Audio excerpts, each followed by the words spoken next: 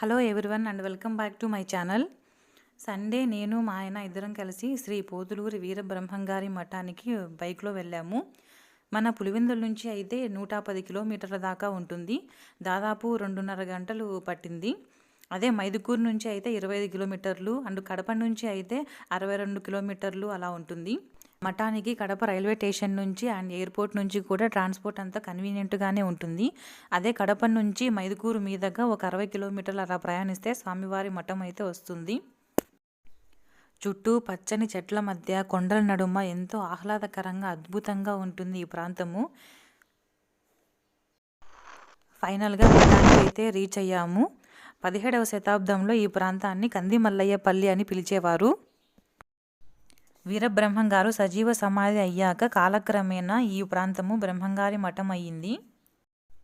ఇక్కడ గుడి ముందు రామాలయం కూడా ఉంటుంది. ఇదే గుడి యొక్క సింహద్వారము. దీనికి ఇరువైపులా 2 సింహాల బొమ్మలు ఉన్నాయి. గోపురం పైన చాలా దేవతామూర్తులను చెక్కారు.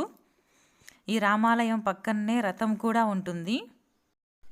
ఇక్కడికి వచ్చిన భక్తులకు డార్మెంటరీస్, రూమ్స్, కళ్యాణకట్ట అన్నీ అవైలబుల్లోనే ఉంటాయి. ఇప్పుడు గుడిలోకి అయితే ఎంటర్ అయ్యాము. రైట్ సైడ్ చూడండి, దేవుని బుక్స్ అన్నీ అమ్ముతూ ఉన్నారు. ఇది శ్రీ మధ్విరాట్ పోతులూరి వీర బ్రహ్మేంద్ర స్వామి సంపూర్ణ జీవిత చరిత్ర. ఇందులోనే కాలజ్ఞానం కూడా ఉంది. ఈ బుక్ అందరికీ అర్థమయ్యే విధంగా బొమ్మలతో చాలా బాగా ఉంది. దీని కాస్ట్ వచ్చి 500. ఇంకా రామాయణము, భాగవతము అన్ని దేవుళ్ళ బుక్స్ అయితే ఉన్నాయి. నేనైతే ఆంజనేయ స్వామి బుక్ తీసుకున్నాను. తర్వాత దర్శనానికి వెళ్తున్నాము. టెంపుల్ టైమింగ్స్ వచ్చి మార్నింగ్ 6 నుంచి 9 వరకు ఉంటుంది. తర్వాత 9 నుంచి 10 వరకు పూజ జరుగుతుంది కాబట్టి అప్పుడు భక్తులని అలో చెయ్యరు. ఆ టైంలో క్లోజ్లో ఉంటుంది. తర్వాత 10 నుంచి ఆఫ్టర్నూన్ 1 వరకు ఓపెన్లోనే ఉంటుంది. మధ్యాహ్నం 1 నుంచి 3 వరకు గుడి క్లోజ్లో ఉంటుంది. తర్వాత మధ్యాహ్నం 3 నుంచి ఓపెన్ చేస్తారు. 3 నుంచి 6:30 వరకు ఓపెన్లోనే ఉంటుంది. తర్వాత మళ్ళీ 6:30 నుంచి 7 వరకు పూజ చేస్తారు కాబట్టి అప్పుడు క్లోజ్లో ఉంటుంది. 7 నుంచి నైట్ 9 వరకు కూడా ఓపెన్లోనే ఉంటుంది. గుడి లోపలికి అయితే కెమెరాస్ కానీ ఫోన్స్ కానీ ఏవి కూడా అలో చెయ్యరు. వీరబ్రహ్మంగారు 1608లో జన్మించి 1693లో ఇక్కడ సజీవ సమాధి అయ్యారు.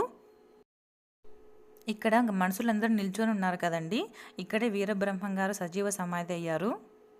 ఇప్పుడు ప్రపంచంలో జరిగే వింతలన్నిటినీ వీరబ్రహ్మంగారు తన కాలజ్ఞానంలో ఆనాడే పొందుపరిచారు. ఆయన చెప్పినవి ప్రతి ఒక్కటి అక్షరం కూడా పొల్లుపోకుండా జరుగుతున్నాయి. ఆయన సజీవ సమాధి అయ్యాక ఆయన భక్తులు ఆయన మఠాన్ని ఏర్పాటు చేశారు. మఠం ఏర్పడినప్పటి నుంచి వరుసగా వారి కుటుంబ సభ్యులే పీఠాధిపతులుగా ఉండేవారు. ఆయన తర్వాత 7వ తరము 11వ పీఠాధిపతిగా శ్రీ వీరభోగ వసంతర వెంకటేశ్వర స్వామి గారు ఉన్నారు. ఈయన జూన్ 21, 1946లో జన్మించి మే 8, 2021లో స్వర్గీయులయ్యారు. దాదాపు 52 సంవత్సరాల పాటు ఈయన పీఠాధిపతిగా కొనసాగారు. బ్రహ్మంగారు రవ్వలకొండలో కాలజ్ఞానం రాశారు. ఈయన రచించిన తాళపత్ర గ్రంథాలు ఇప్పటికీ కూడా ఉన్నాయి. ఇక్కడ ఉన్నవి వారి కుటుంబ సభ్యుల జ్ఞాపకార్థము. శ్రీ పోతులూరి వీరబ్రహ్మేంద్ర స్వామి రాయలసీమ కడప జిల్లాలో సజీవ సమాధి అవ్వడము, ఈ మహనీయుణ్ణి మనం దర్శించుకోవడము చాలా సంతోషంగా ఉంది. మా పుణ్యఫలము మమ్మల్ని మళ్ళీ రెండోసారి దర్శనం చేసుకునేలాగా జరిగింది. దర్శనం అయ్యాక బయటికి వచ్చి స్వామివారి లడ్డూ ప్రసాదం తీసుకొని బయటికి వచ్చాము. తర్వాత నేను మా హస్బెండ్ ఇక్కడ ఫొటోస్ తీసుకొని బయటికి వచ్చి షాపింగ్ చేశాము.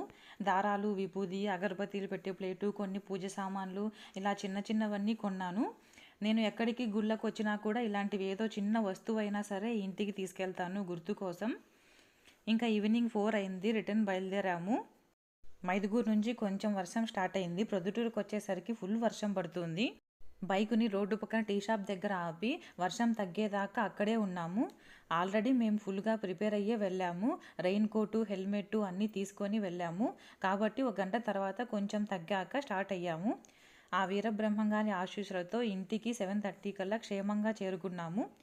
మళ్ళీ ఆయన జన్మిస్తానన్నారు కదా, ఆయన రాక కోసం వెయిట్ చేద్దాం. Bye, thanks for watching.